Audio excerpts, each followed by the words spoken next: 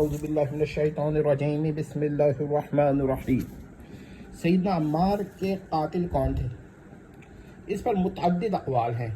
بعض حضرات کی تحقیق یہ ہے کہ یہ قاتلین یعنی ایسیسینیٹرز جو تھے یہ وہی تھے جو حضرت عثمان کے قاتلین تھے یا ان کے حامی تھے، ٹھیک ہے؟ تو یہ یا اس طائفے سے تھے جس طائفے سے حضرت عثمان کے قاتلین تھے۔ تو سیدنا عثمان رضی اللہ تعالیٰ عنہ کے قتل کو جائز سمجھتے تھے۔ جہمی صاحب کے حامی ایسے شخص کو جو یہ موقف رکھے یزیدی یا ناصبی قرار دے دیتے ہیں، حالانکہ اس کا امکان ہے کہ قاتل وہی لوگ ہوں۔ اس کا بھی امکان ہے کہ انہوں نے یہ منصوبہ یعنی اسکیم یا پلان بنایا ہو کہ دوران جنگ سیدنا عمار کو قتل کر دی جائے تاکہ لوگ سیدنا معاویہ کے خلاف ہو جائیں۔ اس کے علاوہ یہ بھی یاد رکھیں کہ سیدنا ابو الغادیہ رضی اللہ تعالیٰ عنہ یا ابو غادیہ رضی اللہ تعالیٰ عنہ کو قاتل عمار ثابت کرنے والی روایات میں اشکالات ہیں۔ تو یہ ذرا نوٹ کر لیں کہ ہم ان روایات کی بنیاد پر یقین سے نہیں کہہ سکتے کہ حضرت ابو الغادیہ رضی اللہ تعالیٰ عنہ نے قتل کیا تھا حضرت عمار کو۔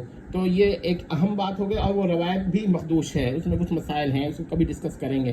اب چند باتیں اہم نوٹ کریں جو یہ موقف رکھنے والے پیش کر سکتے ہیں کہ جو حضرات سیدنا عثمان کے قتل کو جائز سمجھتے تھے وہ خواہ انہوں نے قتل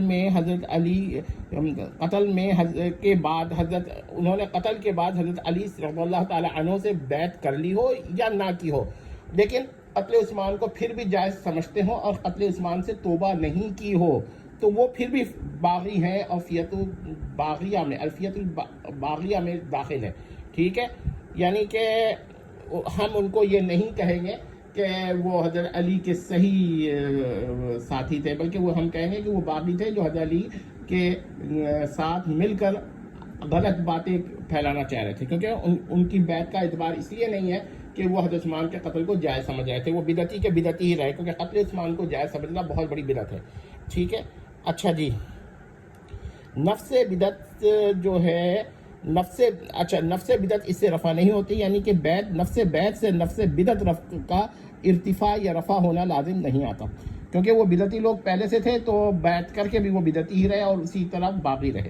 یہ ایک پوائنٹ ہے۔ دوسرا ہے کہ جواز قتل عثمان کا قائل ایک گروہ تھا، اور ایسے گروہ یا طائفے میں سے تھا، یا پھر ایسے گروہ یا طائفے میں سے تھا جو بعد میں خارجی ہو گئے یا بعض ان میں خارجی ہو گئے، مگر وہ جواز قتل عثمان کے قائل ہی رہے تھے۔ اچھا، اب اس طائفے میں سے رافضی بھی بنے، یہ بھی ہمارا ایک بیان ہے، بلکہ اس پہ ہم ایک ڈسکشن بھی کریں گے کہ دیکھیے سیدنا علی کی افواج اور حامیین میں ایسے حضرات بھی تھے جو نہ رافضی تھے اور نہ کبھی خارجی بنے، پوائنٹ ٹو بی نوٹڈ۔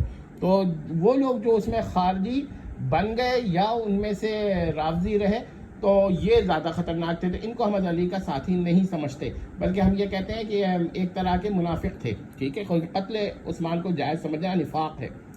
اچھا، اگر آپ روافض اور خوارج کے عقائد مشترکہ کا مطالعہ کریں تو ان میں سیدنا عثمان، سیدنا طلحہ، حتیٰ کہ سیدتنا عائشہ رضی اللہ تعالیٰ عنہا کی مخالفت پائی جائے گی، اور پھر حضرت معاویہ اور حضرت عمر بن العاص کی مخالفت پائی جائے گی، وہ یہ بھی پوائنٹ نوٹ کر لیجئے، ٹھیک ہے؟